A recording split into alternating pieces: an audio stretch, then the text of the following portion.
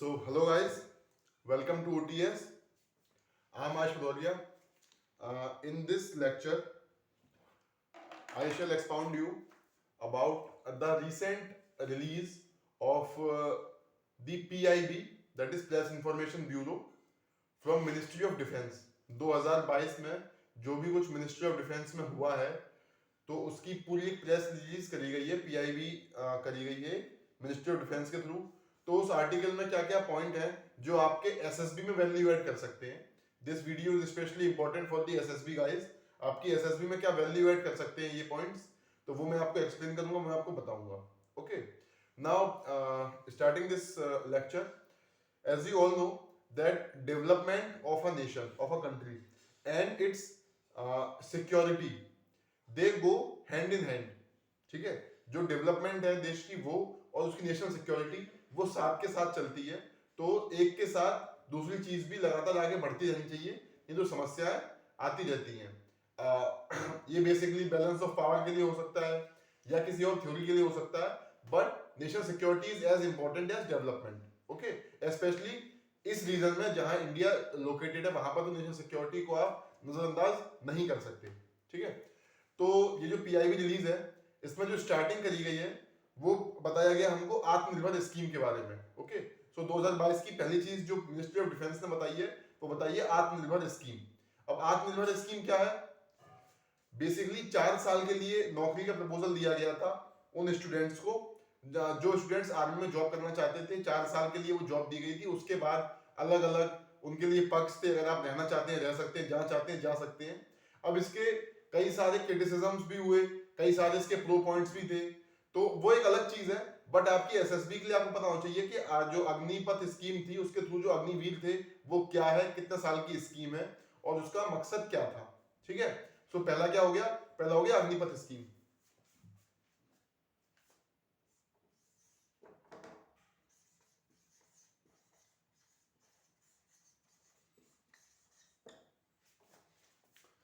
ठीक है, इसके बाद इसमें दिया गया है अग्निपथ स्कीम के बाद इसमें जो चीज दी गई है वो है आपका आईएनएस विक्रांत, जो भारत का पहला इंडिजीनियस 75% इंडिया मेड जो आपका पहला कैरियर बनाया गया था, दैट इज आईएनएस विक्रांत, जिसको मुंबई के माजेगांव डॉकयार्ड से कमीशन किया गया था.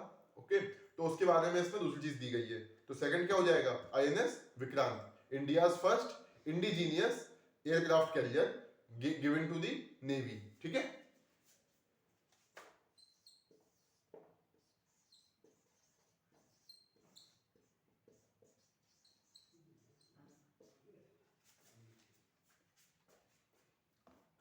आईएनएस विक्रांत. जो इसके बाद इसमें दिया गया है, जो तीसरी चीज मिनिस्ट्री ऑफ डिफेंस ने अपनी पीआईबी में बताई है वो है दी एलसीएच प्रचंड. What is LCH? Light combat helicopter. जो लाइट कॉम्बैट हेलीकॉप्टर है जो वो प्रचंड नाम से जो इंडियन आर्मी में इंडक्ट किया गया है, जो कि बनाया गया है एचएएल के थ्रू, उसको जो तीसरा स्थान है, तीसरी जो पॉइंट है वो एलसीएच प्रचंड को दिया गया है, that is light combat helicopter प्रचंड.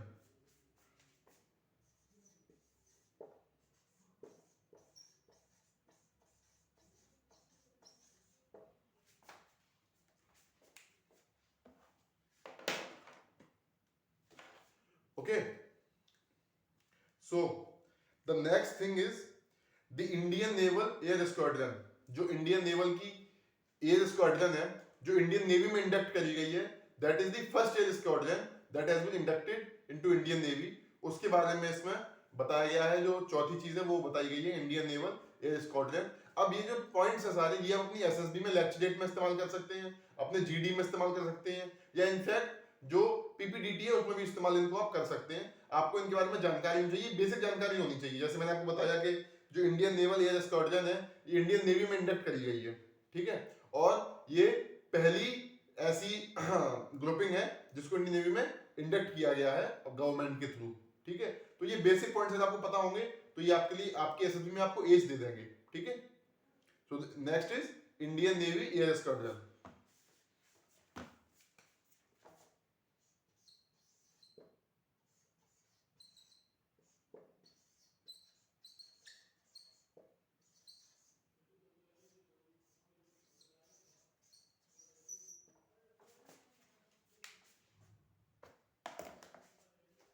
ये 4 चीजें हो गई पहले तो।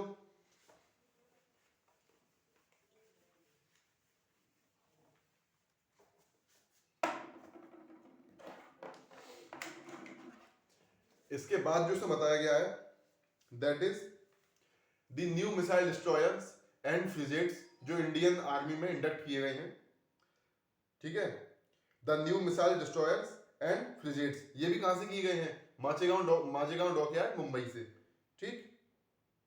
अच्छा, इसमें जो आगे इसमें जो बताया गया है वो है सर्वे वेसल्स। सर्वे वेसल्स मींस जो उतरेंगे पानी में और सर्वेइंग करेंगे आसपास के एरिया की, आसपास के इलाके की, and they will report to the headquarters, those are survey vessels, ठीक है।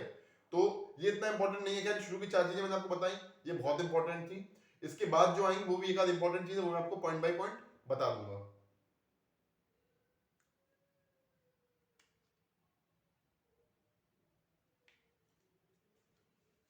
नाउ अब इसमें एक पॉइंट दिया गया बजट का। 2022 में जो बजट आया था, 22-23 का जो यूनियन बजट था डिफेंस के लिए, वो कितना था, that was 1.52 lakh crore, that is 1.52 lakh crore का मतलब हो जाएगा 1.52 ट्रिलियन, ठीक है। 68% of the capital procurement budget was unmarked for domestic industry, मतलब लगभग 70% जो बजट था, उसमें मैं लिख देता हूं,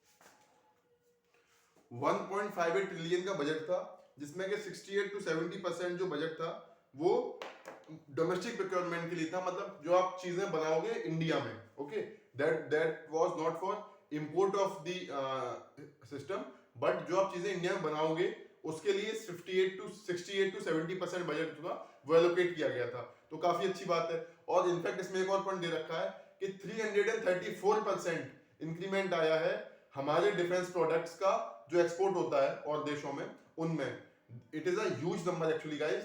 334% का इंक्रीमेंट डिफेंस एक्सपोर्ट्स का from India, that actually is remarkable, okay. So ये भी एक इसमें पॉइंट दे रखा है, नोट कर लीजिएगा।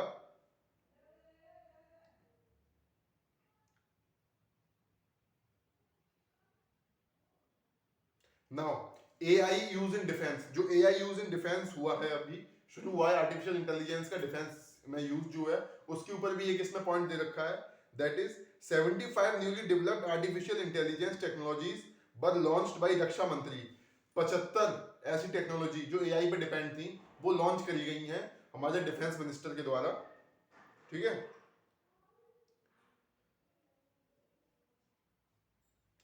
And the main important stuff जो इसमें दिया हुआ है that is defence expo of 2022, जो डिफेंस एक्सपो हुआ है 2022 का, the 12th and largest ever defence expo, marked the emergence of India's defense industry as a sunrise sector for investment on the global scale। जो investment increase करने के लिए India के defence sector में जो डिफेंस एक्सपो हुआ है 2022 में, काफी सक्सेसफुल रहा है वो डिफेंस एक्सपो, ठीक है। और उसका थीम क्या था, थीम आपसे पूछ सकते हैं, पेपर में भी पूछ सकते हो, डिफेंस एक्सपो 2022 की थीम, जो थीम थी वो थी पाथ टू प्राइड, ओके। क्या थीम थी, POP, that is path to pride, PTP sorry, PTP, path to pride. Now it was organized for the Indian companies for investment. The 5-day event witnessed unparalleled participation of over 1340 exhibitors, businesses, investors, startups, MSMEs and armed forces and delegates from several countries। कई देशों से लोग यहाँ पर आए थे, कई देशों के छोटे छोटे बिजनेस थे वो यहाँ पर देखने आए थे उसको। The importance of historic defense expo was reinforced when the Prime Minister graced the inaugural ceremony and invited the world to be a part of आत्मनिर्भर भारत। ये सब किसके अंदर हो रहा है, आत्मनिर्भर भारत के अंदर। मैंने बताया ना आपको, जो एक्सपोर्ट्स इंडिया के हो रहे हैं, जो विक्रांत आईएनएस विक्रांत जो इंडिया का इंडिजीनियस एयरक्राफ्ट कैरियर बना है, वो सब आत्मनिर्भर भारत के अंदर हो रहा है, और ये बेसिकली काफी सक्सेसफुल स्कीम साबित हो रही है इस पर्टिकुलर गवर्नमेंट की, ओके।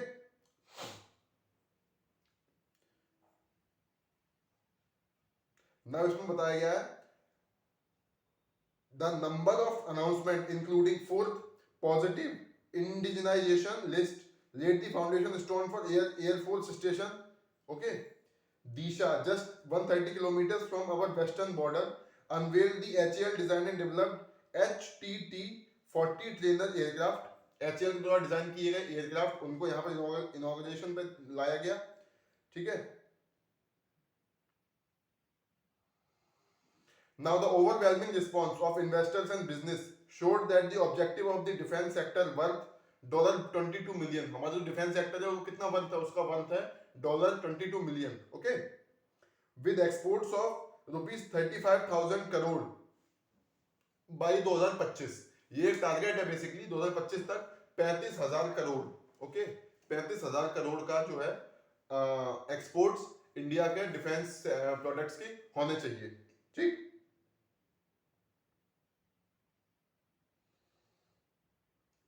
ना इसमें कुछ सक्सेसफुल मिसाइल टेस्ट भी दे रखे हैं, बता देता हूँ कौन कौन से हैं। पहला है ब्रह्मोस एक्सटेंडेड रेंज वर्जन।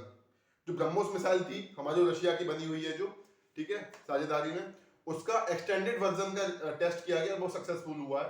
तो that is BrahMos extended version का टेस्ट किया गया, वो सक्सेसफुल हुआ है।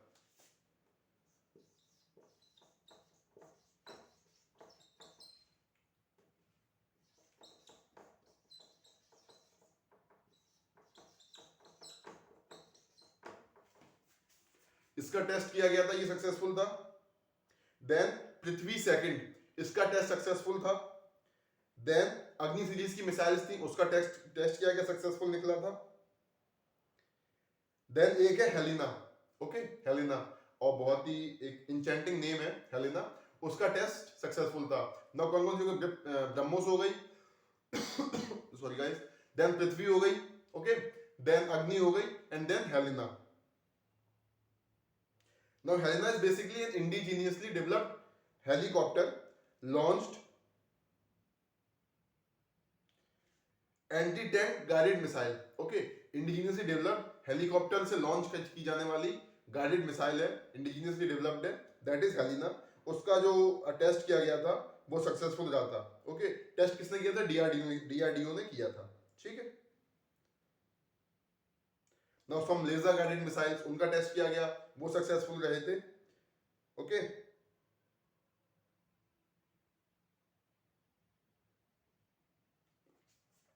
और इसमें एक पैराग्राफ दे रखा है, what is situation LAC. LAC that is जो इंडिया चाइना बॉर्डर है उसको एलएसी कहते हैं, ठीक है। तो वहां पर क्या सिचुएशन है उसके बारे में थोड़ी सी इसमें दे रखी जानकारी, बट वो इतनी इंपॉर्टेंट नहीं है एग्जाम के लिए, ठीक है।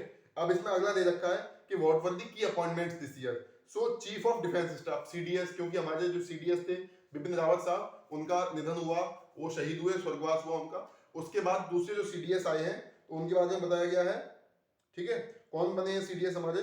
अनिल चौहान साहब, ठीक है। सीडीएस बिपिन रावत साहब के बाद अनिल चौहान साहब सीडीएस बने हैं, okay. Then chief of army staff बनाए गए थे कौन थे? मनोज पांडे साहब। Manoj Pande took over the chief of army staff, okay. Then defence secretary Shri Giridhar Aramane, नाम थोड़ा सा डिफिकल्ट है, आई एम सॉरी अगर गलत प्रोनाउंस कर रहा हूं तो। श्री गिरधर आरामाने, इनको सेक्रेटरी बनाया गया था। मैं नोट कर देता हूं ताकि आपको आसानी हो जाए।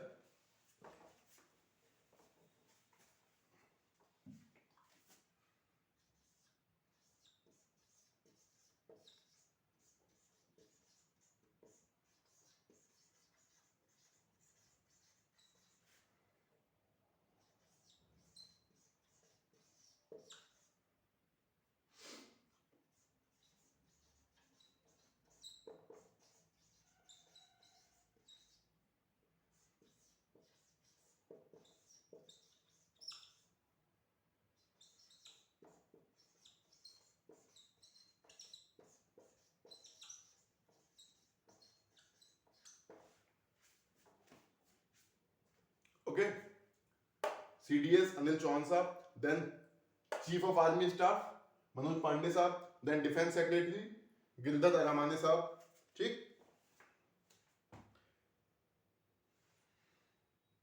नाउ इसमें कुछ इंटरनेशनल कोऑपरेशन डील्स हैं वो बताई गई हैं, आपके लिए इंपॉर्टेंट है, एग्जाम में आ सकती हैं। कौन कौन सी हैं? Asian defence minister meeting deal,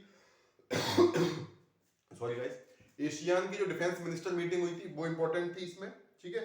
अच्छा, इसमें जो डील साइन हुई है वो इंपॉर्टेंट नहीं है, बस आपको पता होना चाहिए कि एशियन के साथ, उनके मिनिस्टर के साथ हमारे मिनिस्टर की मीटिंग हुई थी, ठीक है। Then again India US 2+2 dialogue होते हैं, वो हुए थे, कहाँ हुए थे ये आपको देखना है, ठीक है।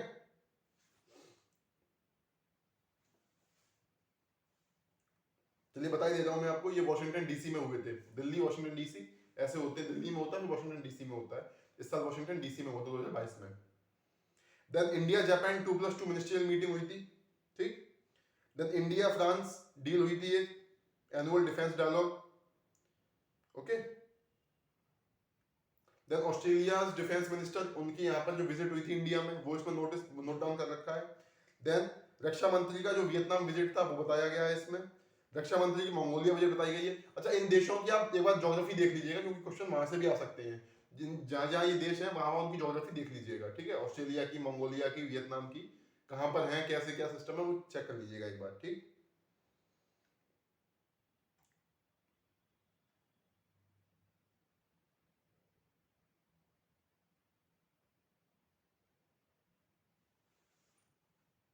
ना इसमें यही कुछ इंपॉर्टेंट चीजें जो है वो दी गई हैं, जितना भी इस आर्टिकल में इंपॉर्टेंट था, जो आप लोगों के लिए जरूरी था, मैंने सब आपको बता दिया है, ओके।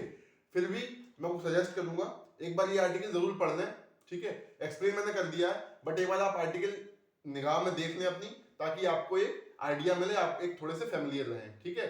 और तब तक के लिए अच्छे से पढ़ते जाइए, अपना ध्यान रखिए, स्टे फिट, स्टे हेल्दी, जय हिंद।